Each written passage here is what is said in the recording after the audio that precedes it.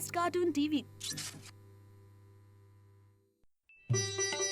आम चुराने वाली चुड़ैल।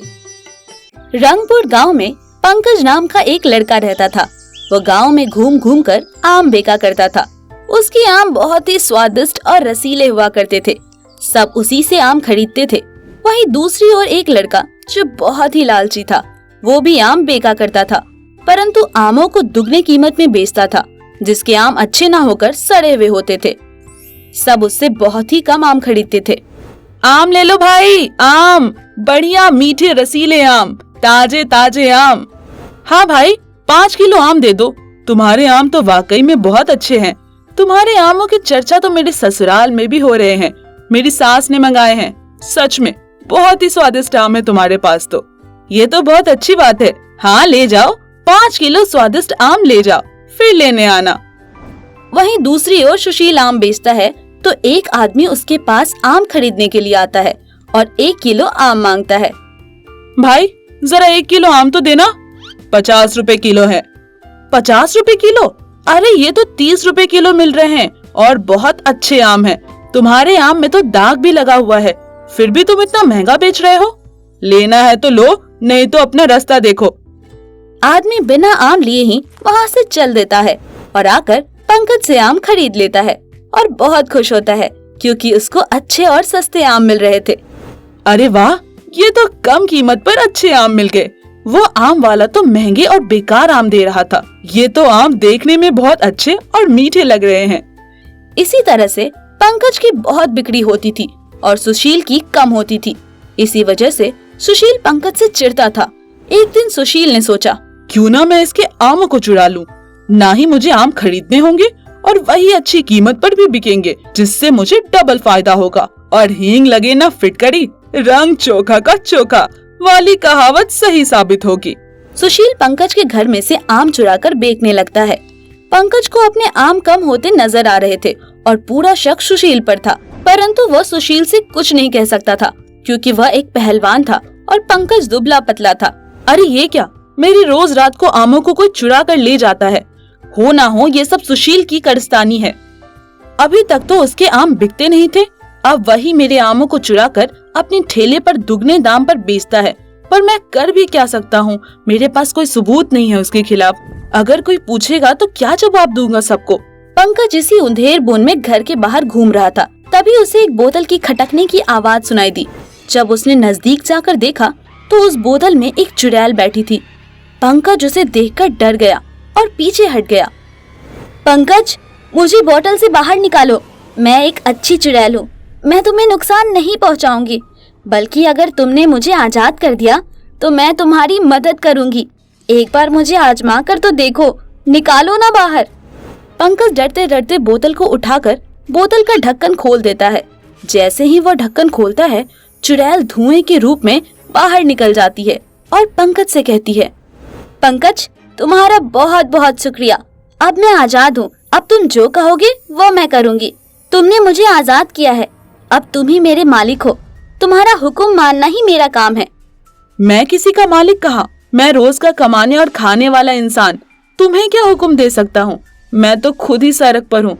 तुम्हें मैंने आजाद कर दिया, अब तुम कहीं भी जा सकती हो। पंकज, तुम इतनी नकारात्मक बातें क्यों कर रहे हो?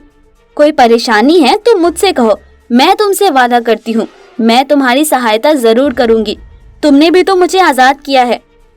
मैं आम बेचने वाला व्यापारी हूँ और मेरे आम सभी को बहुत अच्छे लगते थे, परंतु गांव में रहने वाला सुशील मेरे आमों को चुराकर दुगने दामों पर बेचता है, जिससे मुझे बहुत घाटा होता है। खरीदता मैं हूँ और बेचता वो है। इस बात से मैं परेशान हूँ। तुम परेशान मत हो पंकज, मैं सुशील को अच्छा सबक सिखाऊंगी। तुम देखते रहना, तुम्हारे आम तुम्हारे पास आ जाएंगे। चुड़ैल सुशील के घर पहुँच जाती है और आम चुराकर वापस पंकज के घर लाना शुरू कर देती है। सुशील चुरा कर ले जाता था, पर चुड़ैल आम वापस चुराकर पंकज के पास लाकर रख देती थी, जिससे वह पंकज के आमों को बेच नहीं पाता था। एक दिन की बात है, सुशील आम की रखवाली कर रहा था, तभी चुड़ैल वहाँ आ जाती है। चुड़ैल, चुड़ैल भागो यहाँ से। तो यही मेरे आमों को चुरा रही थी। मैं तो कुछ और ही समझ रहा था। हाय राम, अब मैं क्या करूँ? ये तो मुझे कच्चा ही चबा जाएगी। अगर मैंने इसको कुछ कहा तो चुपचाप निकल लेता हूँ यहाँ से। अच्छा, तो ये आम खाने वाले तुम हो? कहाँ जा रहे हो? तुम्हारे आम इतने स्वादिष्ट हैं, तो तुम कितने स्वादिष्ट होगे। चलो आज आमों को छोड़कर तुम्हारा भोजन किया जाए। मेरी सारी चुड़ैल बहनें आमों को खाकर बहुत खुश होती हैं, परंतु जब वो आम बेचने वाले इंसान को खाएगी तो मजा ही आ जाएगा। तुम इतने स्वादिष्ट आम बेचते हो तो तुम्हारा खून भी कितना स्वादिष्ट होगा। चलो आओ मेरे साथ, मेरी बहनें तुम्हारा इंतजार कर रही हैं। चलो सुशील, मेरे साथ चलो। अरे नहीं नहीं, मैं इन आमों को नहीं फेंकता। मैंने तो ये आम पंकज के यहाँ से चुराए हैं, वही ये आम लेकर आता है। तुम्हें खाना है तो उस पंकज को खाओ और मुझे जाने दो। मैं तो आम खाता ही नहीं, मैं तो करेला खाता हूँ। मेरा खून तो करवा है। जाओ जाओ, उसके पास जाओ। नहीं नहीं, तुम अपनी जान बचाने के लिए मुझसे झूठ बोल रहे हो। अगर आम तुम्हारे पास है तो ये तुम्हारे ही आम है। तुम पंकज का नाम झूठ मूठ ले रहे हो, वो आम नहीं बेचता। अरे भागो यहाँ से, ये तो मेरे पीछे ही पड़ गई। मैं आज के बाद इन आमों को हाथ भी नहीं लगाऊंगा। बचाओ बचाओ, चुड़ैल चुड़ैल। सुशील अपनी जान बचाकर भाग जाता है और कभी भी पंकज के आमों को नहीं चुराता। अब पंकज उन रसीले आमों को सारे गांव वाले को सस्ते दाम में बेचता है, जिससे सभी उन रसीले आमों का जायका ले सके। तुमने सच में मेरी बहुत सहायता की है। मैं तुम्हारा एहसान कभी नहीं भूलूंगा। तुमने मेरे आम मुझे वापस दिला दिए। इसमें एहसान की कोई बात नहीं है। हर चुड़ैल बुरी नहीं होती। अब मैं चलती हूँ। जब भी तुम्हें मेरी जरूरत हो मुझे याद कर लेना। मैं हमेशा तुम्हारी मदद के लिए तैयार रहूंगी और आ जाऊंगी। हाँ हाँ, जब भी तुम्हें सुशील का नाश्ता करना होगा तब आ जाना। तुम्हें स्वादिष्ट आमों का रस उसके खून से मिल जाएगा। चुड़ैल और पंकज ठहाके मारकर हंसने लग जाते हैं और चुड़ैल चली जाती है। सुशील फिर कभी आमों की तरफ नहीं देखता। उसे लगता है अगर उसने आम खाए तो चुड़ैल फिर आ जाएगी और उसे बाकी चुड़ैलों का नाश्ता बनाने के लिए ले जाएगी। लालच बुरी बला है, हमें कभी भी लालच नहीं करनी चाहिए। लालच करने का नतीजा हमेशा बुरा होता है। ऐसे ही मजेदार कहानियाँ देखने के लिए हमारे चैनल बेस्ट कार्टून टीवी को सब्सक्राइब करें और बेल आइकन दबाना ना भूलें।